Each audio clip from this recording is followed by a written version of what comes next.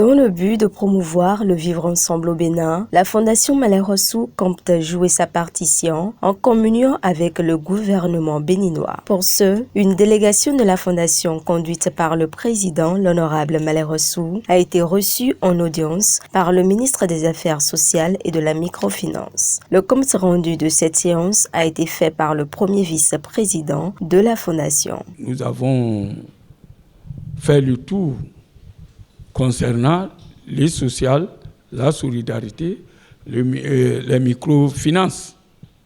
Et comme c'est le social, et la Fondation Malherosou est sur la même lignée, nous travaillons pour le social, pour l'éducation et aussi pour la paix. Et surtout pour l'éducation de nos enfants. C'est pourquoi, comme on l'avait dit au ministère de l'enseignement, la Fondation Malherosou, dans quelques jours, prendra son bâton de pèlerinage pour aller rendre visite aux élèves, aux enseignants et aux autorités de la Donga et de la Takora. On a parlé aussi des mendiants. L'islam a interdit ça. Il faut que nous éduquions nos enfants dans les maisons. Et Dieu merci, on a profité de dire à Madame la ministre que les mendiants ne sont pas seulement les fils des musulmans. C'est toute une communauté. Donc il faut que ça soit musulman, que ça soit chrétien.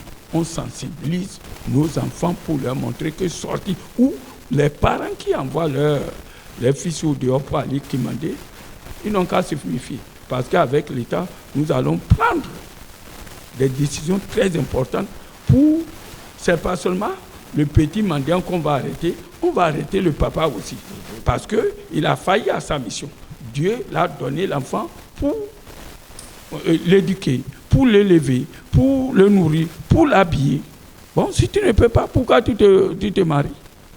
Pourquoi tu veux avoir les enfants et les jeter? C'est un péché. Donc c'est sur tout ça là qu'on a parlé, et par la grâce de Dieu, on va se mettre sur le terrain et Dieu va nous accompagner et les gens vont nous comprendre. Nous remercions encore une fois Madame la ministre et ses collaborateurs qui nous ont réussi, et notre discussion a été franche et sincère. Cette visite s'est poursuivie dans les locaux du ministère des Affaires étrangères, où il a été question toujours de paix, de la situation du Niger et du Bénin et bien d'autres sujets importants. Nous, quand on bouge, nous parlons de la paix, de la cohésion nationale, et nous parlons de tout.